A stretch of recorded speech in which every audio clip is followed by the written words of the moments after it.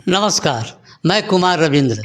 दोस्तों, अभी हम बैठे हैं राजद के राज्य परिषद के सदस्य और विभिन्न सामाजिक संगठनों से जुड़े हुए नंद किशोर यादव जी से। इनसे हम जानना चाहेंगे कि इतना ज़ोर शोर से तरारी का उपचुनाव लड़ा गया, फिर भी इंडिया गठबंधन को हार क्यों मिली। आइए हम कुछ इन्हीं मुद्दों पर इनसे चर्चा करेंगे और आप भी सुने कि ये क्या कहते हैं। सर नमस्कार। नमस्कार। पहले तो आपको मैं चैनल को बधाई देता हूं कि आपने समय निकाल कर चर्चा करने के लिए आए। देखिए, तड़ारी माले का गढ़ रहा है। राम नरेश बाबू कई बार जीते, उसके बाद सुदामा जी जो अभी एमपी बने जीते। एमपी बनने के बाद यह गढ़ खाली हुआ और जो विपक्ष के यानी भाजपा से जो लड़ रहे थे सुनील पांडे जी, वो भी एक बार लड़े हैं। उनकी पत्नी लड़ी, उनका लड़का लड़ रहा था। सच है कि तड़ारी विधानसभा में माले समर्थक या महागठबंधन के साथी की संख्या बहुत ज़्यादा है, लेकिन इस बात से इनकार नहीं किया जा सकता है कि गठबंधन के साथियों ने जिस तरह से प्रचार करना चाहिए उस तरह से प्रचार प्रसार नहीं किया। पहले तो महागठबंधन की एक भी चुनाव संबंधी बैठक नहीं हुई, जिला में कोई रणनीति नहीं बनाया गया और ख़ास करके राजद के एक साथ बैठ करके रणनीति नहीं बनाया गया।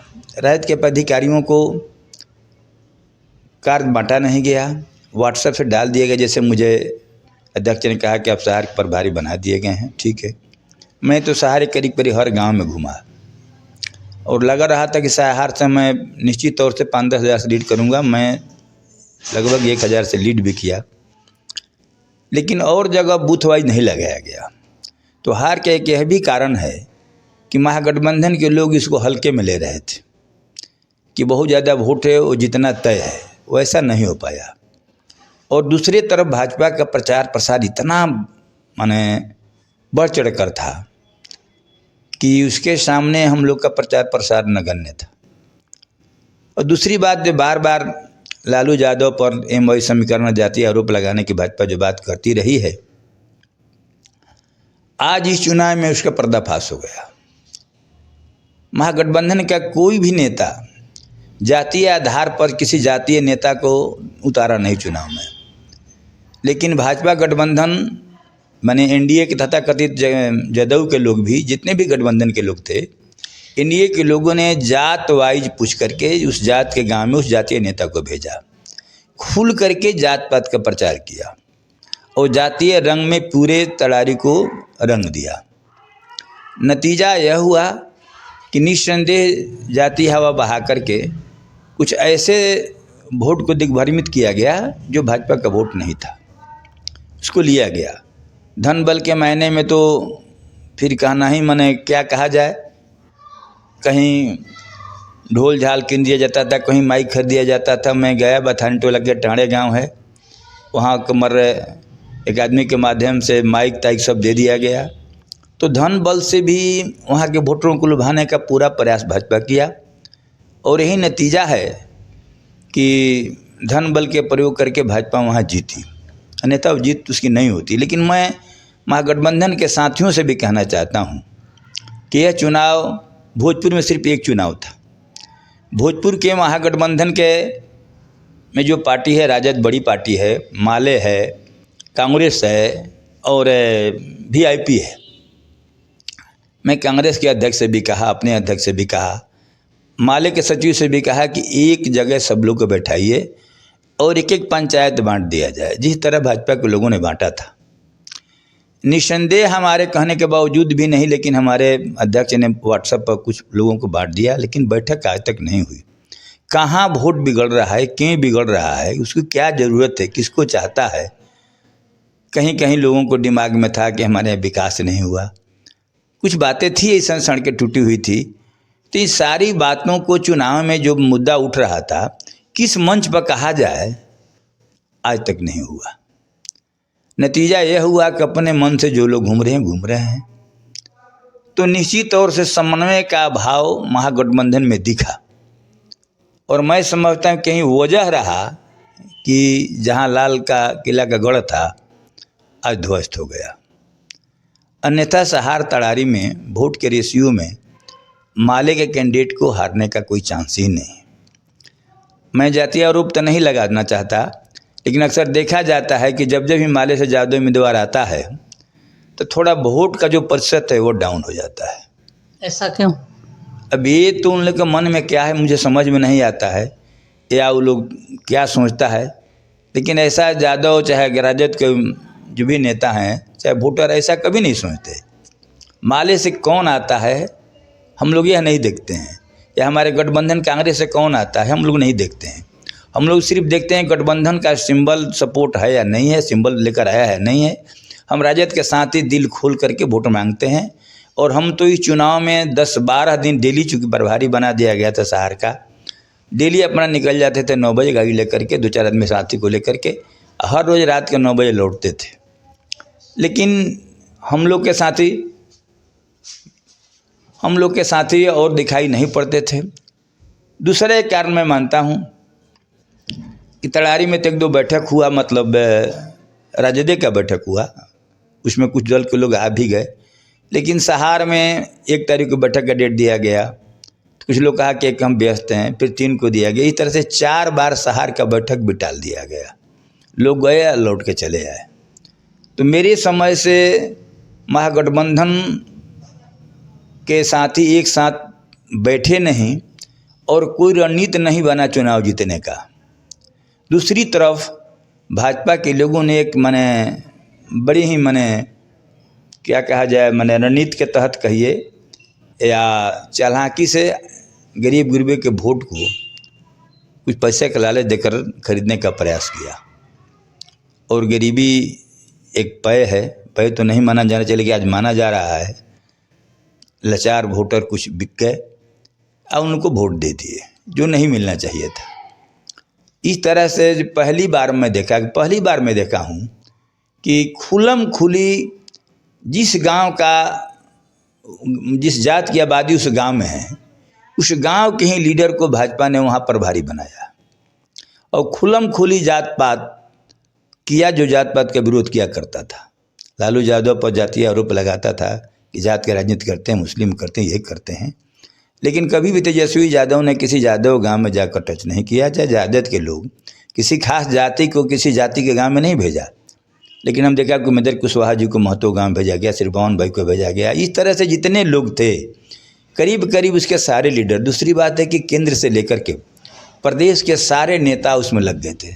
गिरिराज बाबू भी आए थे, हमारे MP साहब जो पिछली दफ़े कह रहे थे, कई बार सुनील पांडे लड़े कहे कि मैं ऐसे लोगों का प्रचार नहीं करूँगा। आज पता नहीं कैसे सिद्धांत से पीछे हट गए और जम के प्रचार किया।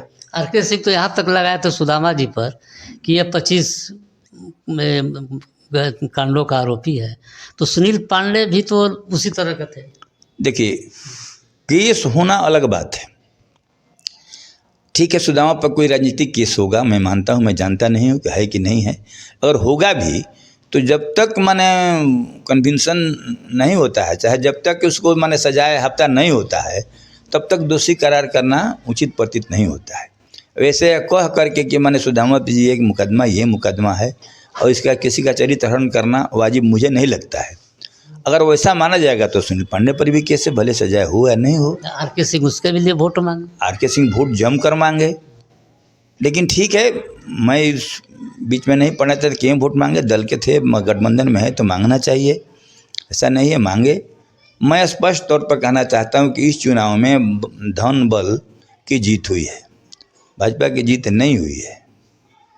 धन बल से निश्चित तौर से धन बल का प्रयोग किया गया, सत्ता का प्रयोग किया गया और एक तरह से सारे गरीब गुरबे के लोगों को दिग्भ्रमित करके एक चुनाव जीतने का प्रयास किया गया। भाजपा अपना हिंदू कार्ड यहाँ जरा सा भी भी नहीं चल पाई, जरा सा भी हिंदू कार्ड नहीं चला। देखिए, हिंदू कार्ड इसलिए नहीं चला रही कि भाजपा तो हिंदू का कार्ड चला करके पार्लियामेंट में देख लिया। अयोध्या में राम मंदिर बनाने में करोड़ों करोड़ खर्च हुआ, वहाँ भी हार गए। प्रयागराज में हार गए। जहाँ जहाँ तीर्थ स्थल था, हिंदू कार्ड का परिणाम उन्होंने देख लिया है। हिंदू कार्ड इसलिए नहीं चल रहा है कि उसको लगा कि हिंदू शब्द कहने से जो भी लोग मतलब SC ST चाहे OBC के लोग हैं हमारे साथ आ जाएंगे, लेकिन चुनाव के बाद क्या उन लोगों को भाजपा के लोग हिंदू मानने के लिए तैयार है? मैं तो आपके चैनल के माध्यम से कहना चाहता हूँ कि अगर भाजपा आज ऐसी कर दे, अनाउंस करे कि हर मंदिर में, बड़े बड़े मंदिर में आज SC ST पुजारी होगा, तो मैं उस बात, उनके बात का समर्थन करता हूँ कि अगर हिंदू है तो उसको पुजारी होने का अधिकार है। लेकिन ऐसा तो वो करेंगे नहीं। ऐसा नहीं करता है लोग, केवल चुनाव में याद दिलाता है ताकि हिंदू मुस्लिम वोट माने लड़ जाए आपस में, उसका मुझे लाभ मिल जाए। केवल वोट के राजनीति से, बल्कि एक मतलब बीच में हिंदू और मुस्लिम के बीच में बड़ी खाई बोता है लोग। वो लोग चाहता है कि जब चुनाव आता है तो दोहरी नागरिकता बात करेंगे, NSC के बात करेंगे, उन लोग को मांगे कि वो विदेशी हैं। लेकिन मैं आपसे कहना चाहता हूं कि जितना बड़ा योगदान मुसलमानों का इस आज़ादी की लड़ाई में है, उसका माने 10वां दशांश भी भाजपा के लोगों का नहीं है। कहीं RSS का कोई योगदान नहीं था। 95,000 लोग मारे गए थे इंडिया गेट पर, जिसमें नियर अबाउट 55,000 केवल मुसलमान थे, 20-25 हज़ार अदर बैकवर्ड थे, हरिजन थे। RSS का एक भी लोग नहीं था। गलती से 20-25 आदमी भाजपा समर्थी थे, ये अंतर था। और आप तो जानते हैं अशफाक उल्ला खां को गोलियों में छलनी कर दिया गया, और अंतिम वक्त तक अंग्रेज अफसर पूछा कि तुम चाहते क्या, अंतिम इच्छा पूरी की जाएगी। जो आदमी दुनिया छोड़कर जा रहा है उसको देश से कोई मतलब नहीं, लेकिन मरते वक्त वह कहा कि नहीं, मैं चाहता हूं कि आज़ाद मेरा वतन चाहिए, आज़ादी को देख कर मरना चाहता हूं। और उस पर कांप जाता है और कहता है कि मरते दम तक ये तय, अब भारत तो गुलाम नहीं रखा जा सकता। फिर कहता है कि नहीं होगा, दूसरा मांगो, तो कहता है खाके वतन का कफन चाहिए। ये हिला देता है अंग्रेज को। और शाह जफर के बारे में तो सारा लोग जानता है, दूधे बेटा को सर काट कर सामने रख दिया गया। अरे अंग्रेज अफसर आकर कहा कि तम में दम नहीं खैर मानाओ जान की, वो जफर ठंडी हो गई शमशीर हिंदुस्तान की। यानी जो हिंदुस्तान के नौजवानों के अंदर गुलामी के प्रति खिलाफ जो आवाज़ था, जो आज़ादी पाने के लिए जो ललक थी, आग था, वह बुझती हुई नज़र आ रही है। अब तो अपनी जान की बारी है, तुम जान बचाने की बात करो। इस पर शाह जफर ने जो कहा, RSS वाले को इस पर सोचना चाहिए। कहा कि काजू में गुण है जी जब तलक ईमान की, लंदन तक चलती रहेगी तख्त हिंदुस्तान की। और वह कहा कि एक बार नहीं, बार बार मैं जन्म लूं और देश के लिए कुर्बान होता रहूँगा, जब तक सांस देती रहेगी साथ, जब तक सांस देती रहेगी साथ, जीवा पर हिंदुस्तान रहेंगे, हिंदुस्तान रहेगा। और उसको आप दूसरी नज़रिया से देखते हो, हमेशा दंगे भड़काते हो, उसके लिए तंग तबाह करते हो, जबकि भाजपा का कोई रोल नहीं था। जब सुभाष चंद्र बोस नौजवान जय हिंद फौज बनाए थे तो अपने बेटे को लोग अंग्रेज पुलिस में बहाल करते थे खिलाफ लड़ने के लिए। क्या योगदान रहा है। लेकिन देश में आज इस तरह का बीजारोपण करना जात पात का, और कह कि उसका लाभ लेना हिंदू के, किस बात का हम हिंदू हैं। जो भी लेबर काम किया सब गरीब SC ST को लोग काम किया, सीमेंट बोरा ढोया गया राम मंदिर में, और इसके बाद उसको जाने पर रोक लगा दी जाती है। जब राष्ट्रपति जाते हैं तो उसे धोया जाता है। ये मुख्यमंत्री गए थे हमारे मांझी जी, तो धोया जाता है। जगीर बाबू के तो धोया जाता है। तो कैसे हम लोग माने कि हम हिंदू हैं? केवल कहने के लिए हिंदू है। हिंदू का अर्थ भारत में बदल चुका है। हिंदू मतलब केवल ब्राह्मण कहा जाता है और कोई नहीं है।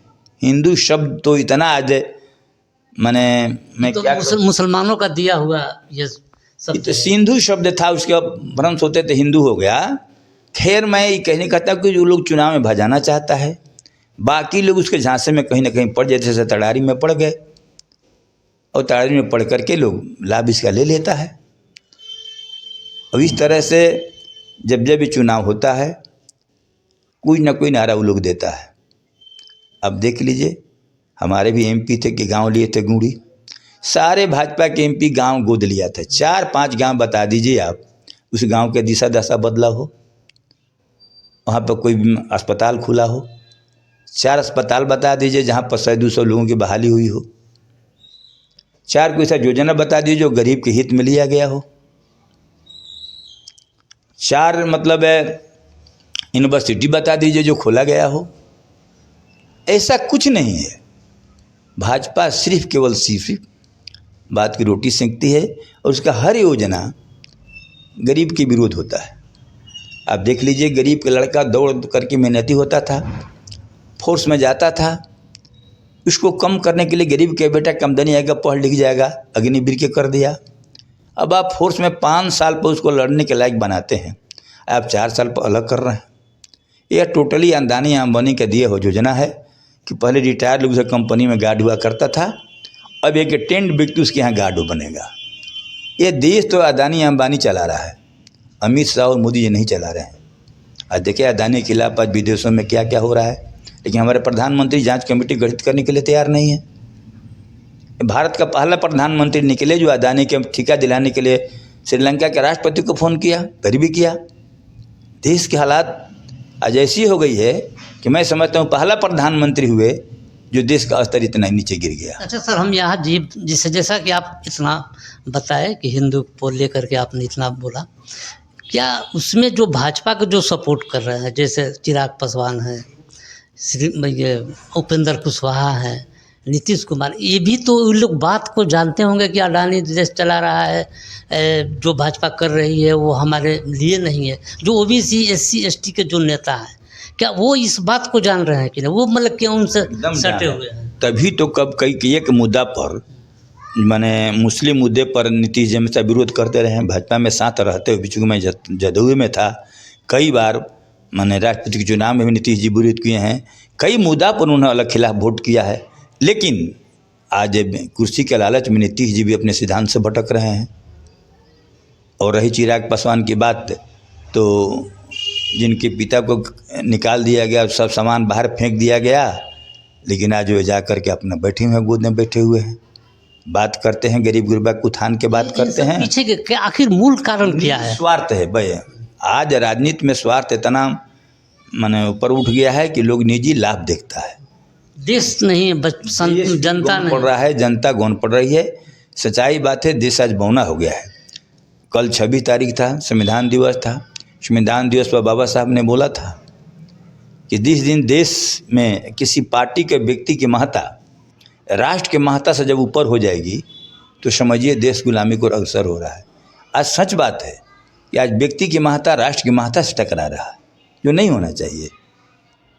आज चाहे मोदी जी हों, अमित शाह जी हों, या हमारे माननीय मुख्यमंत्री नीतीश जी हों, चाहे जो भी हों, आज निजी स्वार्थ में अपने पार्टी के नाम को वो राष्ट्र के से भी सर्वोपरि मान रहे हैं। उनका एकमात्र उद्देश्य मेरी पार्टी कैसे जीते, मैं सरकार में कैसे रहूं, और कोई ऐसा नीति नहीं है जो गरीब के हक में जा रहा है।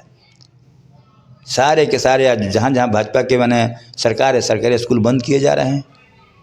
नई शिक्षा नीति लाकर तो और उसमें जानबूझ करके गरीब गुरबा का लड़का नहीं पढ़े, ये रुका जा रहा है। पढ़ेगे तो मोदी जी कह रहे हैं कि बंटोगे तो कटोगे नहीं, पढ़ोगे, सोच रहे हैं कि गरीब गुरबा को पढ़ोगे तो लड़ोगे, लड़ेगा, इसलिए उसको पढ़ने मन दो। उसको पढ़ने से रोका जा रहा है। आज नतीजा यह हो रहा है कि गरीब भी गरीबी कुछ मारे हुए हैं, उसके साथ व्यवस्था भी लाचारी है।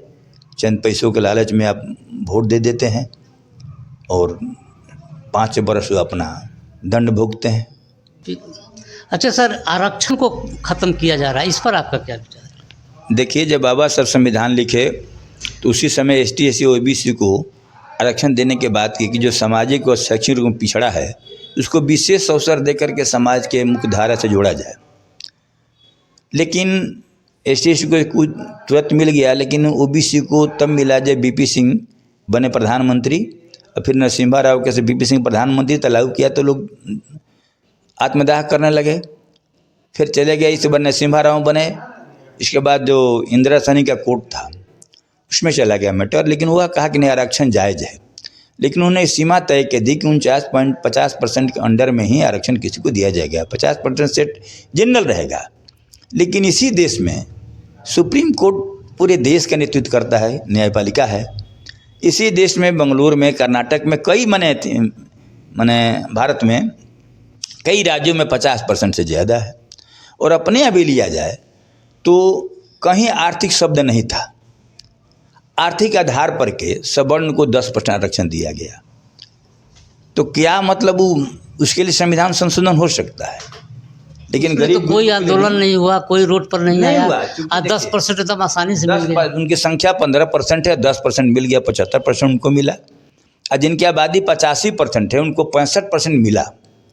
उस समय भी लोग कैसे करने गया था कि नहीं मिलना चाहिए, लेकिन उस समय चूँकि राजद साथ में था, ढंग से पैरवी किया गया, समय पर मैंने टेकअप किया गया, तो खत्म हो गया कि नहीं, हमारा जातिगत जनगणना होनी चाहिए और आरक्षण मिलना चाहिए।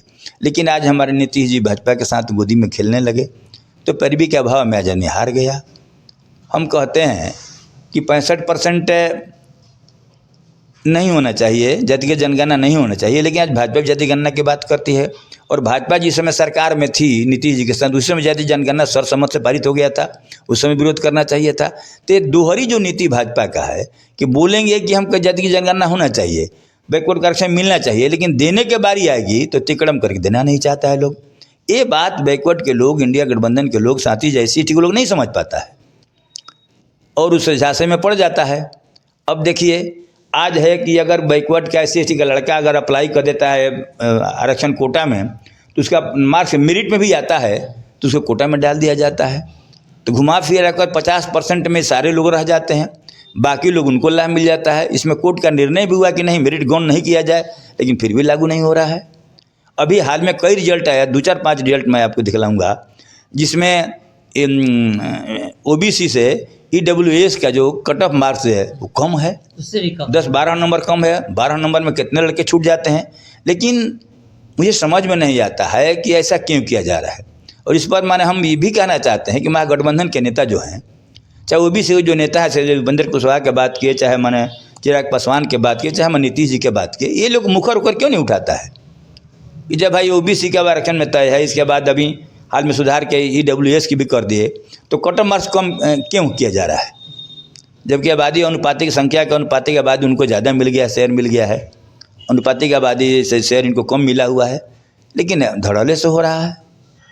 मैं तो इस पर करने के लिए मैं सांसद से MP से पत्र लिखा हूँ। ऐसा नहीं हो कि लोग नहीं बोल रहा है कि इन लोग के ED CBI पीछे लगा दिया ED CBI का तो उससे डर रहा है। प्रधानमंत्री गृह मंत्री के पॉकेट की एजेंसी बन गया है, स्वायत्त संस्था नहीं रह गई है। अब देखिए रहे हेमंत सोरेन को जहाँ जहाँ पदेना मुख्यमंत्री को जेल में डाला लोग, दिल्ली के मुख्यमंत्री की जेल में डाला लोग, सारा न्यायपालिका कहा कि न कोई आरोप नहीं बनता है। लेकिन उन लोग में जो चला जाता है, 4 दिन पहले प्रधानमंत्री बोलते हैं कि 70,000 घोटाला अजीत पवार पर है, और उनमें चला गया भाजपा में तो सब धोआ गया। वहीं शुभेंदु अधिकारी बंगाल में ममता के साथ था, तो 8 घंटा गिनते गिनते मशीन खत्म हो गया था, गर्म हो गया था, लेकिन भाजपा में चले गए तो खत्म हो गया। इस तरह से मान लीजिए कि असम का था, जितने लोग, कितना लोग का नाम लिया जाए। वो खनन घोटाला था, ये जो मुख्यमंत्री थे कर्नाटक के, येदियुरप्पा, ईश्वरप्पा, इस तरह से कितने लोग करोड़ों करोड़ों रुपया लेकर के चले गए देश से। नीरव मोदी हो गया, इस तरह से मान लीजिए कि ललित मोदी हो गया, विजय माल्या हो गया, सब भाजपा ने उनको छूट दे दी। भाजपा की सरकार आने के पहले कांग्रेस का सरकार 67 बरस में मात्र देश पर 55 लाख करोड़ कर्जा था, लेकिन मात्र 9-10 बरस में मोदी 255 लाख करोड़ कर्जा में भारत को डाल दिए। वे कर्जा आपका माफ़ नहीं हो रहा है। 205 लाख करोड़ तो वैसे लोग को माफ़ किए हैं जो देश के पूंजीपति, अदानी, अंबानी, जूनियर टुनटुन, नीरव मोदी, सब सारे लोगों को माफ़ कर दिया। गरीब के 10,000 में चौकट किमाड़ी के ऊपर जा रहा है। 70,000 करोड़ माफ़ किया था कर्जा किसानों का, कांग्रेस किया था, बहुत लोग कल्याण हुआ था, लेकिन किसान की माफ़ी नहीं कर रहा है। ये तो देश को कठपुतली की तरह अदानी बनाना चाह रहा है, और हमारे प्रधानमंत्री उसके शिकार बने हुए हैं। देश किस दिशा में जा रहा है समझ में नहीं आ रहा है। ये बहुत भारी भूल हो रही है देश में। अच्छा सर, अंतिम सवाल, कुल मिलाकर हम ये देखा जाए कि तरारी जो है खुलकर जातिवादी राजनीति की गई एकदम। भाजपा देखिए, इंडिया गठबंधन के तरफ से तो खुलम खुली जात पात किया गया, बल्कि इधर से कुछ नहीं किया। इंडिया गठबंधन ने जात पात का कहीं नारा तक नहीं दिया, कोई एक स्लोगन नहीं दिया, बल्कि उल्टे भाजपा के लोगों ने एक एक चुन चुन करके हर जात के नेता को जात के गाँव में भेजा गया। क्या कोई मंत्री जो रहा, केंद्रीय मंत्री हो, किसी जात का मंत्री है? लेकिन वो सब उसको भौना किया गया। कोई मुख्यमंत्री किसी जात का होता है, या कोई MP किसी जात का होता है? उनका तो कद इतना बौना कर दिया गया कि जो भारत सरकार में मंत्री हैं, चाहे बिहार सरकार में मंत्री हैं, वैसे लोग को कि जाति विशेष में बांध दिया गया, उनके कद को बौना कर दिया गया और इस तिकड़म से चुनाव जीता गया। सारी हदें पार कर दी गई। ठीक है, आपने बहुत अच्छी जानकारी दी सर। ठीक। दोस्तों, आपने सुना नंदकिशोर यादव जी के विचार। आपको कैसा लगा? आप लाइक करें, शेयर करें और सब्सक्राइब करें। धन्यवाद। आरक्षण